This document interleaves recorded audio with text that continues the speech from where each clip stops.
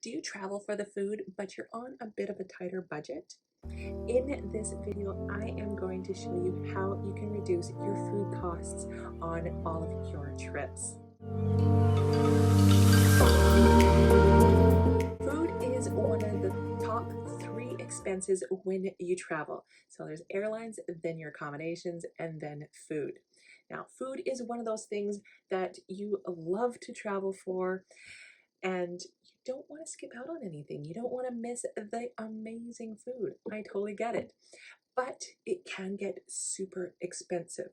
Now, there's a lot of ways that you can reduce this even without missing out on all of the yummy food.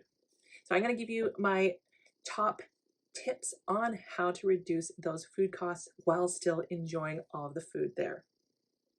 The first one is you don't want to eat out at a restaurant for every single meal. Basically, you got to think about how you eat at home. At home, you're not eating out at every single meal. So you want to make sure that you are balancing this with other things.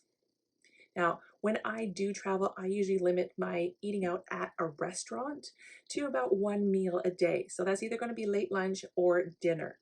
You don't have to miss out on all like the cool restaurants that you are wanting to try, because when you limit the amount of money that you're spending on your other meals, it gives you that extra money to be able to pay for those little bit more expensive meals at a restaurant that you're really wanting to try out. Next, you want to determine what the portion sizes are in the country that you're going to. Now, they're not always going to be like North American sized portions, so you want to understand how big those meals are.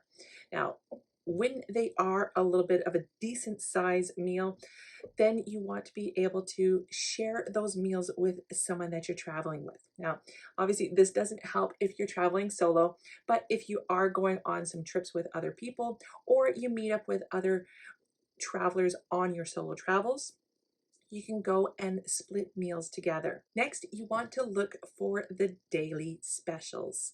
Now, depending on where you are in which country and which part of the world you're in, a lot of places do have daily specials for lunch and for dinner.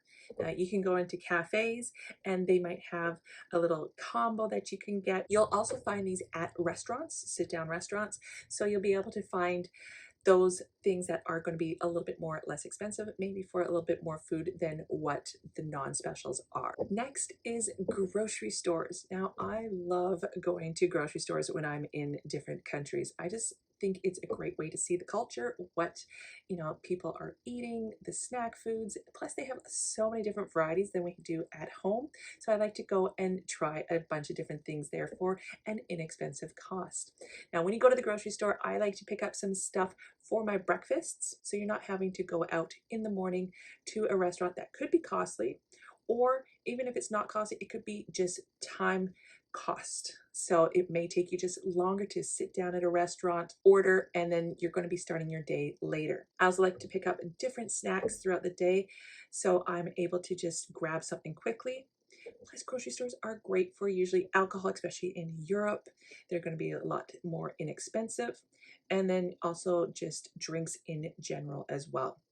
You can also do a picnic, which you're going to be able to grab some stuff from the grocery stores and be able to have that stuff and then just go have a picnic in the park somewhere. Some grocery stores do have those quick grab and go takeaway meals, so you can grab that for one of your lunch meals. And then lastly, you want to determine what the food culture is like where you are.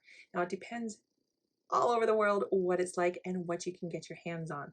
Now, is there street food options? What are the convenience stores like?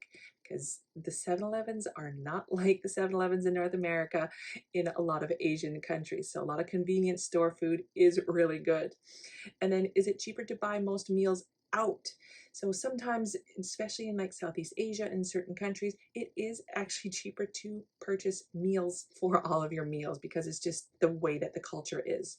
So you want to take a look and see what these cultural differences are in their way of eating and what is available. And you want to capitalize on those things and be able to go and try those things, because those things are a big part of their culture. And that's how people live their everyday lives there. I hope these tips helped you on looking at different ways to cut down on those food costs while you are traveling.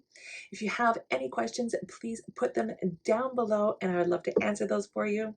Now, if you love this video, please subscribe to my channel. I talk all things travel and photography.